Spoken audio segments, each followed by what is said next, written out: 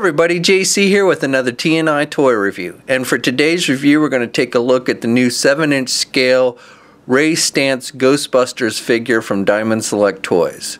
Now this is the Toys R Us version, and it comes packaged on a card back, which is just black with that kind of neon Slimer green color.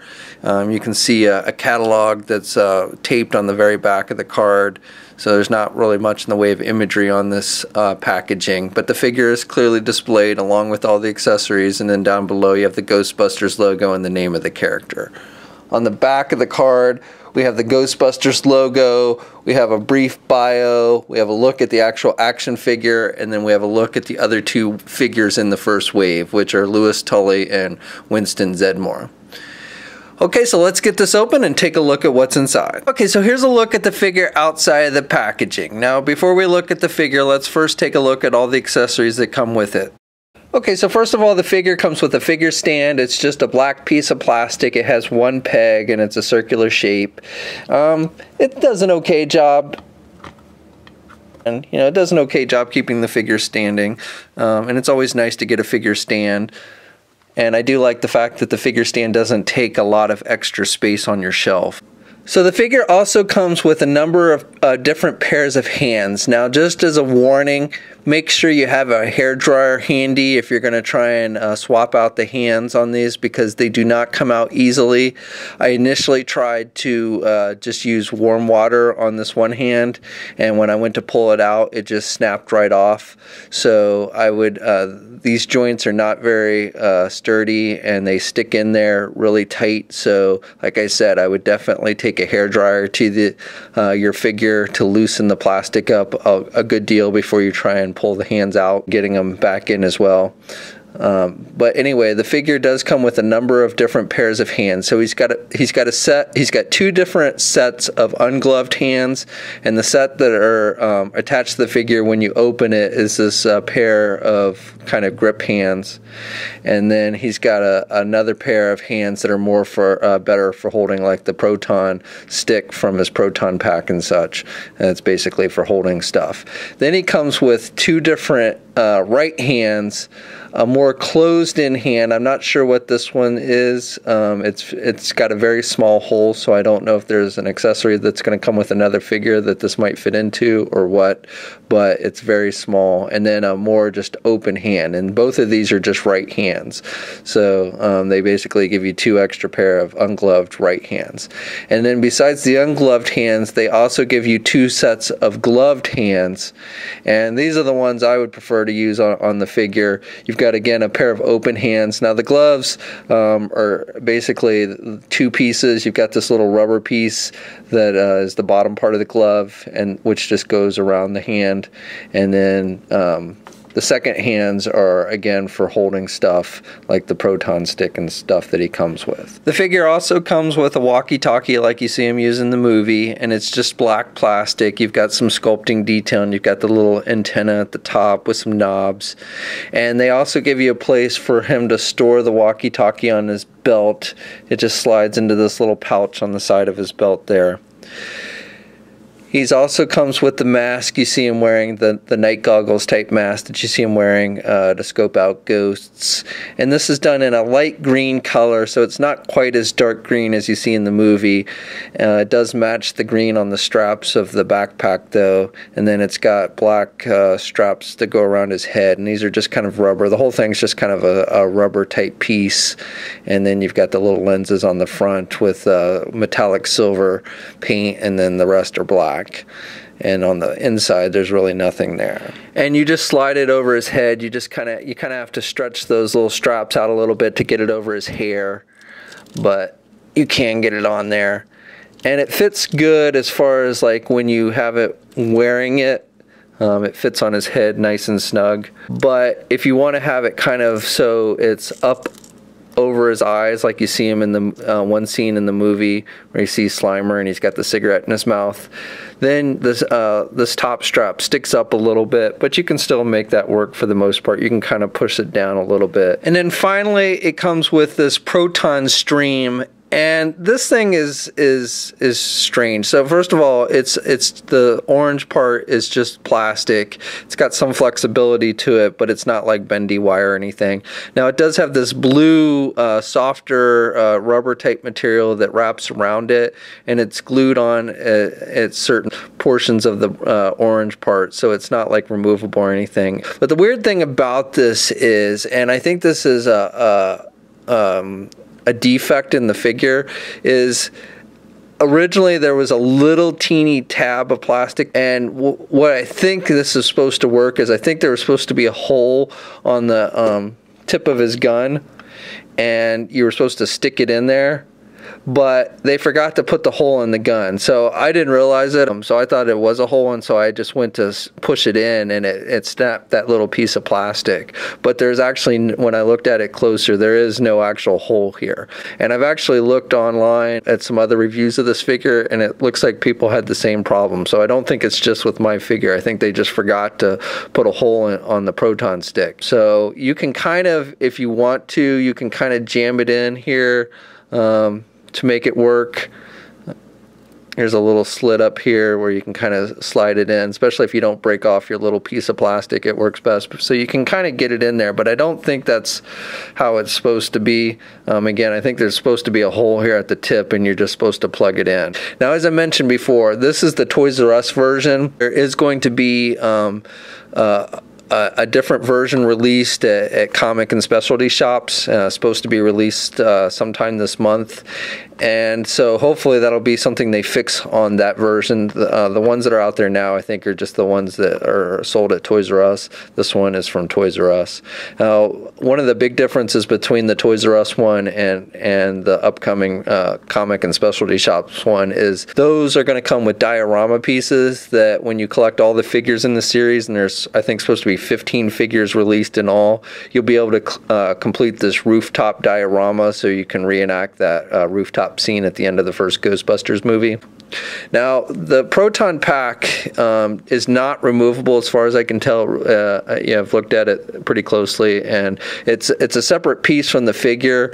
Looks like it's something that should be removable, but he's got this strap that goes around his midsection that basically there's no way to unattach it, and so that pretty much makes it unremovable. You might be able to find some way to get it off there, but it doesn't look like it's really meant to be removable. And the Proton Pack itself has got pretty nice detailing. You've got these wires which are painted, a little bit of sloppy paint on the red wire here, but for the most part it looks good. And you've got some stickers on here as well. Has some really tiny writing which I can't really make out with the human eye, but just pretty nice detailing overall. I however, have another issue here. So basically the stick is supposed to be able to clip onto the back, and you can see, I don't know how we see it on camera, but there's this little piece that sticks out, and then there's this little groove on the Proton Stick. And so what you're supposed to do is slide it in there, and I can get it to slide, and kind of hook in, but it doesn't stay very well. So it really doesn't stay on there, hook on there very well at all. Again, I can get it on there sometimes, but if you start moving the figure, it pops right off. So not very well designed. The groove that sticks out on the pack is not shaped very well to clip in for this little clip thing to clip onto. Now the wire of the Proton Pack is just that kind of like twisty wire, so it has, you can pose it and bend it in various positions and stuff. And the Proton Stick itself is all just solid black, and then you've got this red wire.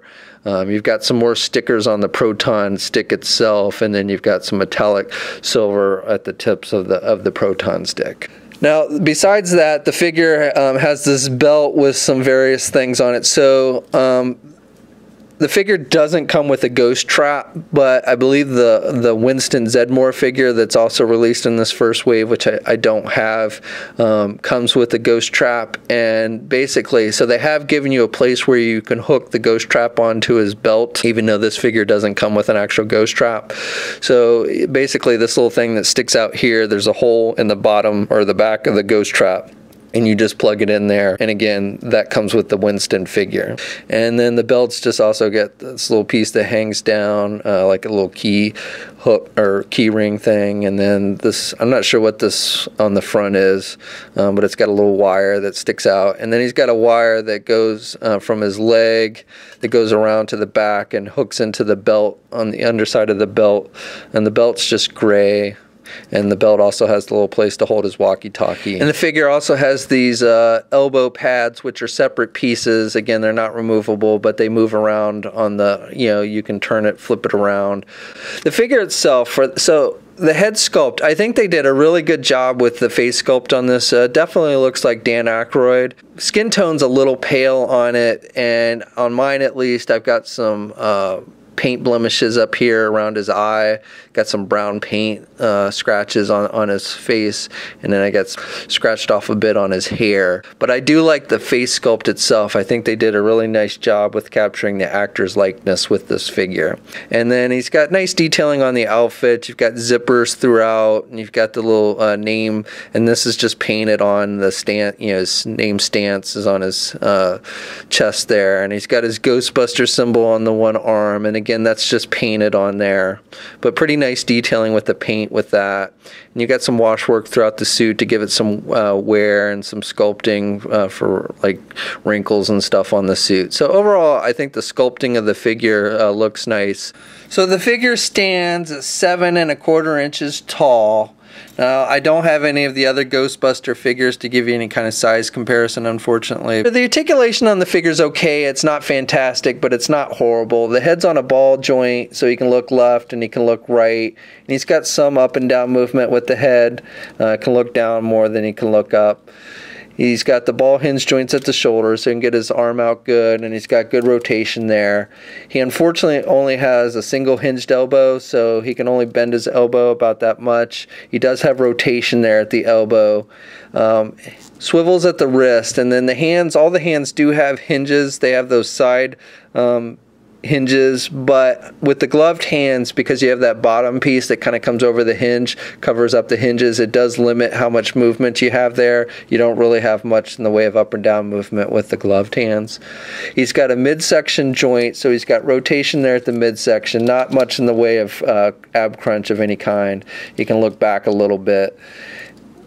Legs are attached with those side hinge joints, and they're a little tight on mine, so I don't want to risk breaking them, but you can do the splits about that much, and he can get his leg forward good, and he can do his leg back about that much. Now he does have thigh swivel. Now you want to be careful with this one because you do have that wire, but you still have pretty good give, so it doesn't limit too much of the rotation there. He's got double hinged knee, so he's got good bending at the knee.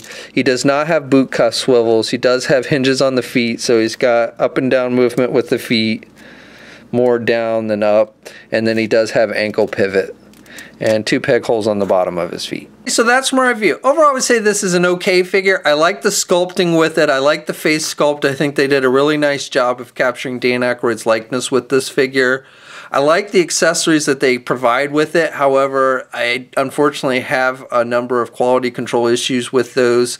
Most specifically, the Proton Stream not connecting to the gun, the Proton Stick not really sticking to the backpack very well, and then just switching out those hands is a real pain in the butt, and you're going to have to be very careful and probably going to want to have a hairdryer handy when you try and do that.